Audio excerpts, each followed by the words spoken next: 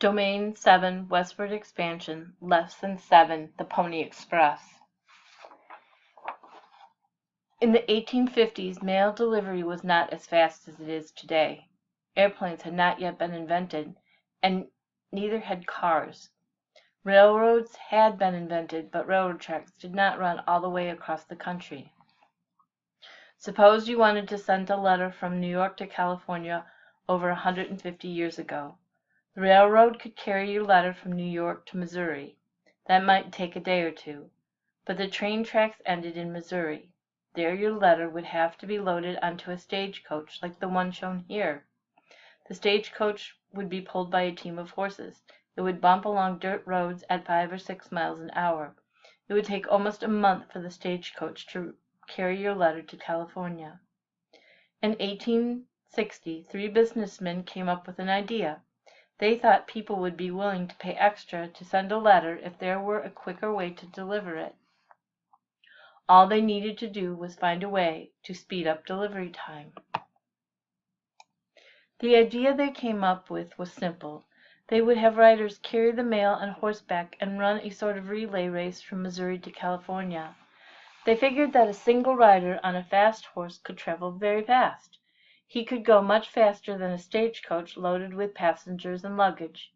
They knew that horses and riders would get tired, so the businessmen decided there would have to be rest stations along the way. The Pony Express was not an easy venture to start. The businessmen who started it had to spend a lot of money to get things set up before they could make any money. They hoped the U.S. government would support them and pay them to be the official carriers of the U.S. mail. But there were no guarantees. After they decided which roads and trails to use, they had to set up stations along the route. One rider left from California in the west at the same time another rider left from Missouri. So riders traveled from both ends of the route to carry the mail as fast as possible. Finally, they had to hire riders and buy fast horses for them to ride. The horses were chosen for their endurance, or for their speed and their ability to continue on for a very long time. Riders were usually young men 18 years old or younger. They had to be tough and loyal. Riders would ride a leg or a small section of the route, changing horses at each station. This map shows the whole route of the Pony Express. It started in St. Joseph, Missouri, where the train tracks ended. The Pony Express went all the way to Sacramento, California. The thick red line on the map shows the route the riders followed. The pictures above and below the route show some landmarks the riders rode past. Pony Express riders had to be ready to jump into the saddle and ride 50 miles on a moment's notice. They rode in the scorching heat of the day. They rode at night by the light of the moon. They rode through rain, hail, and sleet. They galloped across dusty deserts and zigzagged up dangerous mountain paths. They rode across wide open prairie and through large herds of buffalo. There are stories of riders becoming lost in fierce blizzards and having to lead their horses on foot. Native Americans watched these riders and saw it as more evidence of the endless flow of people moving into their land. Not only did a rider have to worry about himself, he had to worry about his horse, too, because the train was so varied and horses could stumble and fall, or it could be spooked by wolves or stampeded by herds of buffalo. Here is a photo of a Pony Express station that is still standing today. There were more than 150 stations like this one along the route. The stations were located about 10 miles apart. That was about as far as a horse could gallop before getting tired. They made swing stations where a rider could exchange his tired horse for a fresh one and then continue on the trail. They also had home stations where riders could stay and rest while another rider carried the mail to the next station. The riders waited at their home station until it was time to return with the mail that another rider had delivered. If all went well, this is what would happen. A Pony Express rider would come galloping up. He would jump off his horse. Another rider would be standing in front of the station holding a new horse. The new rider would unhitch the mail pouches from the old horse and hitch them to his horse. Then he would jump on his horse and gallop away. The rider who had completed his part of the journey would be fed a simple meal of bacon and beans. If he was lucky, there would be some cornbread too.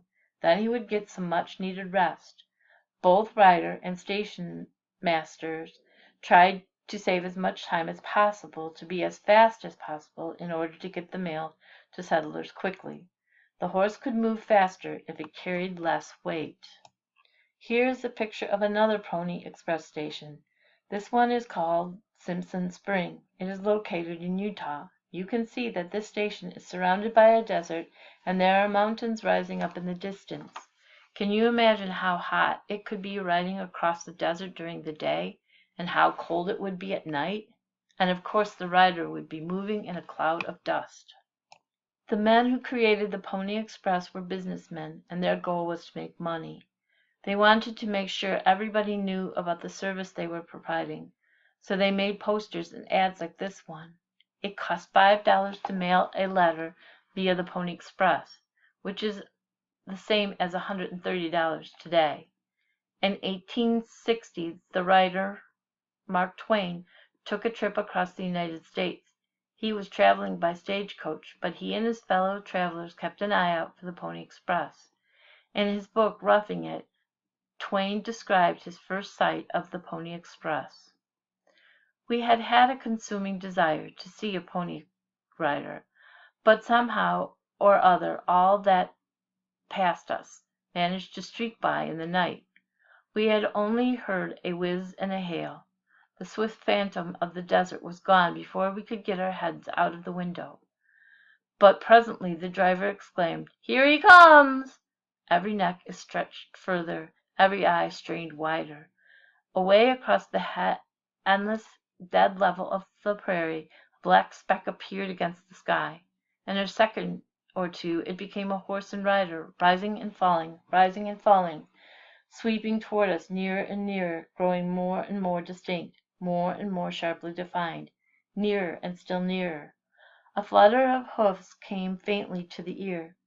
In another instant there was a whoop and a hurrah from our upper deck, and a wave of the rider's hand, but no reply. The man and the horse burst past our excited faces and go winging away like a belated fragment of a storm. Mark Twain was not the only person who was excited about the Pony Express. Lots of people used the Pony Express to send letters. Unfortunately, the Pony Express did not last very long. This picture can help you understand why. The men on the ground behind the Pony Express riders are setting up telegraph poles. Once the telegraph line stretched across the country, it changed things. People in New York could send telegraph messages to California. A telegraph message could travel from New York to California in a matter of minutes. There was no way the Pony Express could compete with that. The Pony Express went out of business in 1861, after only 18 months of service. Although the Pony Express did not last long, people still remember the can-do spirit of the founders and the bravery of the riders who carried the mail. The statue of the Pony Express rider carrying mail helps us remember this significant event in American history.